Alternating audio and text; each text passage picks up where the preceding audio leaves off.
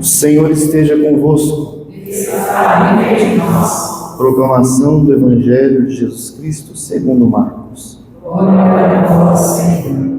Naquele tempo, Jesus saiu de novo da região de Tiro, passou por Sidônia e continuou até o mar da Galileia, atravessando a região da Decápole.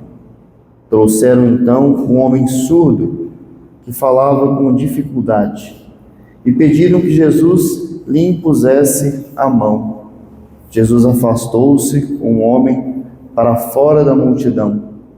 Em seguida, colocou o dedo nos seus ouvidos, cuspiu com saliva, tocou a língua dele, olhando para o céu, suspirou e disse: Éfata, que quer dizer abre-te. Imediatamente seus ouvidos se abriram, sua língua se soltou e ele começou a falar sem dificuldade. Jesus recomendou com insistência que não contasse a ninguém, mas quanto mais ele recomendava, mais eles divulgavam.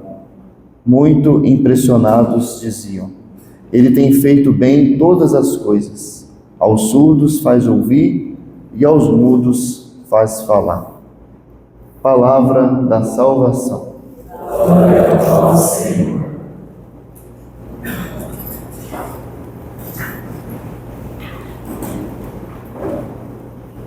Nós temos a necessidade, nós homens, de sinais visíveis. Nós precisamos tocar, nós precisamos sentir.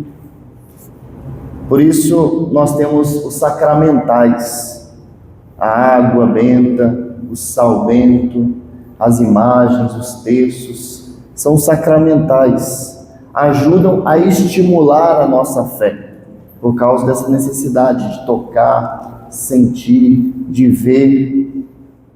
Sacramentais são então sinais visíveis e materiais da graça invisível e material de Deus. Por que eu estou falando isso? Porque quando Jesus ele pega um pouquinho de barro, mistura com saliva, ele está ali criando um sacramental, é um sinal visível, ele não precisa daquilo para curar. Tantos outros ele curou sem nenhum material, mas ele previu que aquele sujeito e aquelas pessoas precisavam de um sinal visível para estimular a sua fé, como nós temos o sal, a água, que são esses sinais materiais visíveis da graça de Deus. Por isso o barro e a saliva, ou a saliva nesse caso, tem esse significado. Mas, além de significar ser esse sinal de Deus, ele também tem uma interpretação teológica. Quando, especificamente falando, quando Jesus cura o cego, juntando o barro e a saliva, e nesse momento, quando ele põe a saliva nos ouvidos e na língua do homem, representa a unidade da nossa natureza barrenta, frágil, pobre, com a natureza divina de Jesus, a unidade dele conosco nesse momento. O barro foi usado Deus usou o barro para criar o homem, e Jesus, que participou da criação, ele está recriando o homem, só que agora dando não só uma audição qualquer, mas uma audição capaz de ouvir a palavra de Deus com clareza, de ver as coisas de Deus. Ele revela, todo milagre está ligado à revelação. E uma vez que a pessoa ela tem essa experiência com a revelação, tem a experiência com Jesus Cristo, ela vai anunciar como esse homem fez. Mesmo que Jesus recomendou que ele não falasse, ele vai dizer para as pessoas que encontrou o Cristo. E também, uma terceira interpretação é que Deus ele também se utiliza de meios medicinais para nos curar. Porque o uso da saliva, se você for estudar a medicina da época, era também usado como remédio. Usava-se saliva como remédio, usava-se urina como remédio, usava-se urina para muitas coisas, sobretudo em Roma. Quando a urina ela começa a se decompor, ela vira amônia, serve para remédio, serve para... Amônia é um produto que serve para clarear as coisas, serve para... é colocado no sabão em pó. Então, se a gente tem conhecimento, um pouco de conhecimento sobre a cultura, sobre a medicina da época, você vai ver, Deus se utiliza da medicina, dos remédios também, como meios para nos curar. Mas vamos lá, por que Deus faz milagres?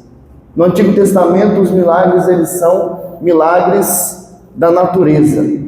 O mar que se abre, o fogo que cai do céu, são milagres da natureza. Tem milagres também pontuais, né, como Naamã, que é curado da lepra, mas a maioria são milagres da natureza.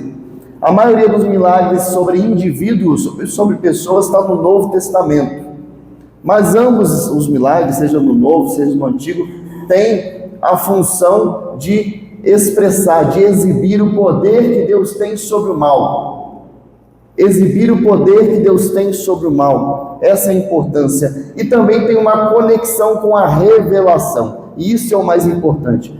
Os milagres são sinais, que em grego se diz semeia, que vem de semente, são sinais que semeiam e aumentam a nossa fé.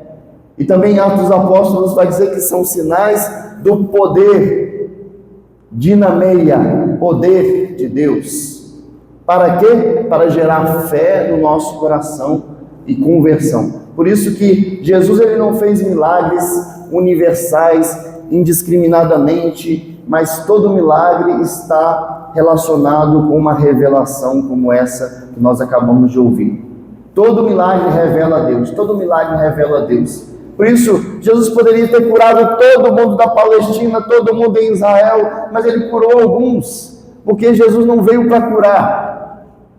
A cura é instrumento de revelação, mas não é o fim. O fim é a revelação. Tanto é que Jesus ele não diz que o céu faz festa quando alguém é curado de surdez, que o céu faz festa quando alguém é curado de câncer. Quando é que o céu faz festa? Quando aquela ovelha perdida volta para o rebanho. Quando a moeda que estava perdida, a mulher achou a moeda perdida, ela chamou as amigas para poder festejar porque encontrou a moeda perdida.